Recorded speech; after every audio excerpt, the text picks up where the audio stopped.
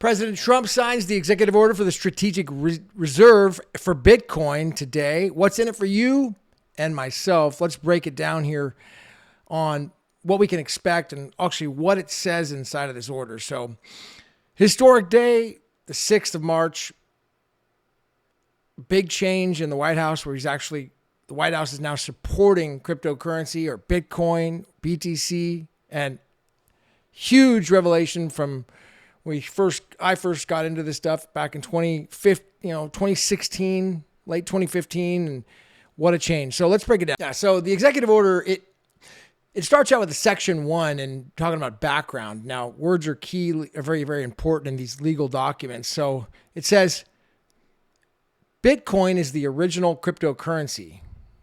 The Bitcoin, all capital B, protocol permanently caps the supply of lowercase Bitcoin, BTC, at 21 million coins, which has never been hacked. So that first two sentences there are very, very critical. We got Bitcoin is the original cryptocurrency. The uppercase Bitcoin protocol, so it's defining the Bitcoin protocol, it's with a capital B. Then it's defining BTC as lowercase Bitcoin, 21 million coins. It then refers to Bitcoin. This is fascinating. As a result of its scarcity and security, uppercase Bitcoin is often referred to as digital gold. The sentence before that defined BTC as lowercase Bitcoin.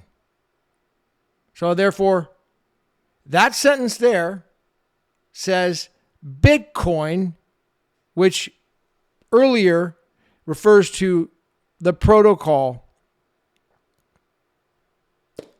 That's how I'd have to read into it. The uppercase B means the protocol. The lowercase b means BTC by itself. All right, so digital gold, often referred to as uppercase Bitcoin, the protocol.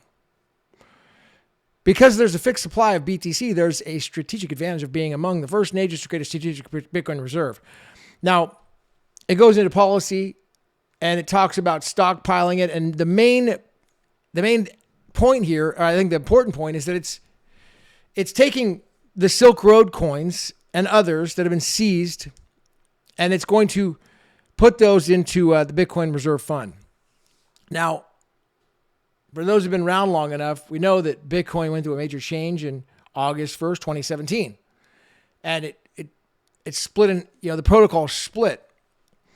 So the Bitcoin protocol in its original form, when Silk Road coins were seized or Mt. Gox were seized, is the protocol itself, original Bitcoin protocol, has all protocols inside.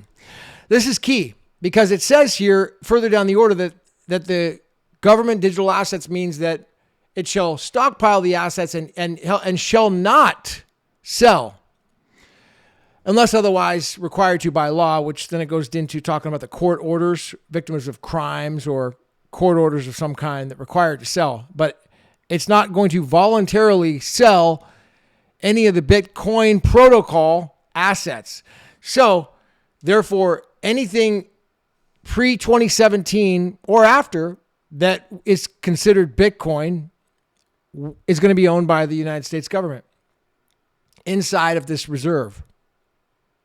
So, I say this is pretty freaking fascinating. It's really good news overall. And, dude, I know that my buddy Kurt Walker Jr., he said that they should sell all this and give it back to the people in tax money I don't know if he said that. I think he talked about if they said on his show on Tuesday, he said that he believes they should sell or not buy ADA or Cardano and these other altcoins, ADA, and I think it was XRP or these other altcoins. I don't remember which ones, but don't buy those. Just give the refunds back to the people, dude. I mean, I agree, man. Don't invest in altcoins and all these things. Now, it's but this actual Bitcoin strategic reserve, which is assets that is already in the possession of the United States government.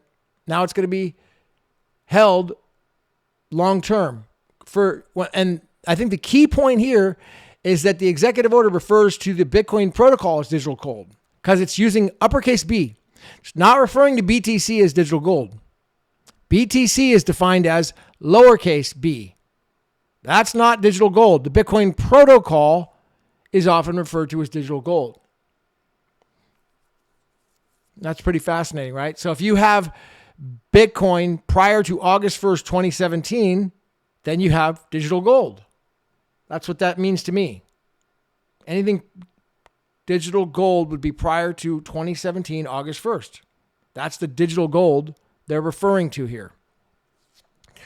So that's pretty cool. Now let me also the Silk Road coins have been found.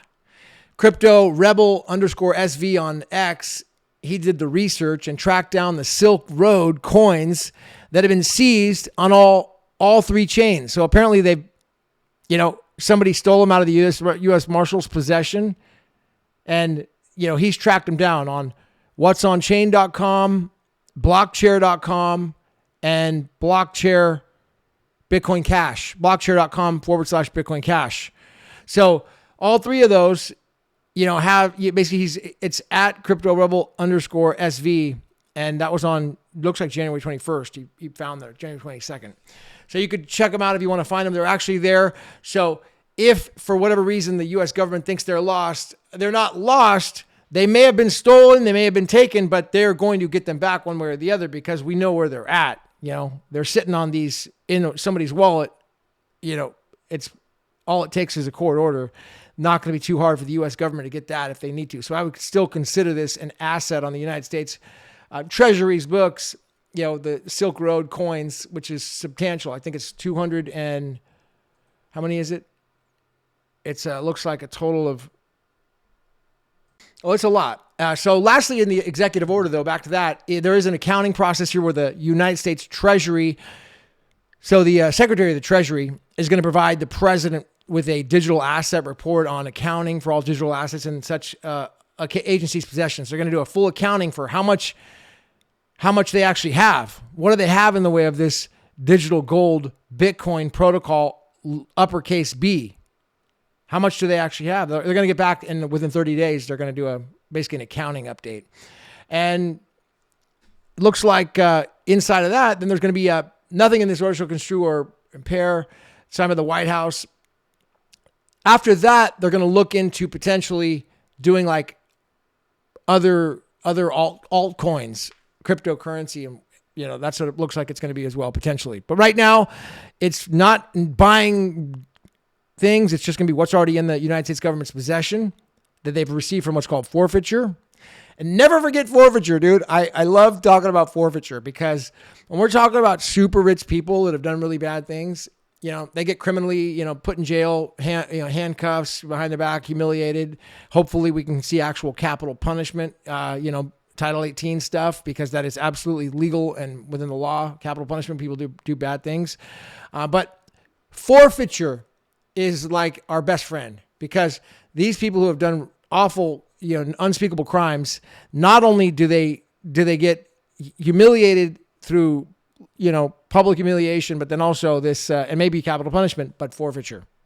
And that is the beautiful thing. That goes back to the people, back to the Treasury. And when we have these, strategic reserve things, SBF, Silk Road, Mt. Gox. So all these types of things as well, all part of this strategic reserve fund. So overall, this is pretty freaking exciting news. I would say very, very exciting news. Good news overall for the Bitcoin ecosystem. Definitely the words matter. Letters matter. They don't just make mistakes and say, lowercase b, uppercase b. This is a very, very big deal. We got an uppercase B. The Bitcoin protocol is the digital gold. Lowercase b is BTC. That's not referred to as digital gold in this executive order. Now, this isn't clearly defined law, but it is an executive order. So it's an opinion. It's an opinion. Put it that way. All right. So it's definitely not a legal definition. But if you like this video, hit the ones. My name's Gavin.